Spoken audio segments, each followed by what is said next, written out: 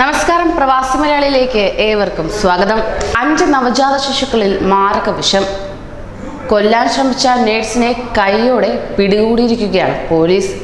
ജർമ്മനിയിലെ ഉൾം യൂണിവേഴ്സിറ്റി ക്ലിനിക്കിൽ ജനിച്ച 5 നവജാത ശിശുക്കളെ മാരകമായ വിഷം മുലപ്പാലിൽ കലർത്തി വകവരുത്താൻ ശ്രമിച്ച 28-കാരി നേഴ്സ് ഇപ്പോൾ പിടിയിലായിരിക്കുകയാണ്. നാടിനെ ഞെട്ടിച്ച സംഭവം ഡിസംബർ 20-ന് രാത്രിയിലാണ് നടന്നതെന്നാണ് അധികൃതർ പറയുന്നത്. എന്നാൽ വിവരം കഴിഞ്ഞ ദിവസമാണ് പുറത്തുവിട്ടത് തന്നെ. രാത്രി ഡ്യൂട്ടിയിലായിരുന്ന നേഴ്സ് മോർഫിൻ മുലപ്പാൽ നിറച്ച സിറിഞ്ചിലൂടെയാണ് കുട്ടികൾക്ക് നൽകിയതെന്ന് പോലീസ് പറയുകയുണ്ടായി. കുട്ടികൾ അവശ്യനിലയിലാകുന്നത് ഡ്യൂട്ടിയിലുണ്ടായിരുന്ന മറ്റ് നേഴ്സുമാരുടെ ശ്രദ്ധയിൽപ്പെടുകയും ഉടനടി തീവ്രപരിചരണ വിഭാഗത്തിലേക്ക് മാറ്റുകയും ചെയ്തു. നീണ്ട 48 മണിക്കൂർ നിരീക്ഷണത്തിലൂടെയാണ് കുട്ടികളുടെ ജീവൻ രക്ഷിക്കാനായതെന്ന് ആശുപത്രി തല പ്രൊഫസർ ക്ലൗസ് മിക്കായേൽ അറിയിച്ചു. കുട്ടികൾക്ക് ശ്വാസതടസ്സം നേരിടുകയുണ്ടായി. 3 നവജാത ശിശുക്കളുടെ നില ഗുരുതരമായിരുന്നു. കുട്ടികളുടെ മൂത്ര പരിശോധനയിലൂടെയാണ് കള്ളി വെളിച്ചത്തായത് തന്നെ.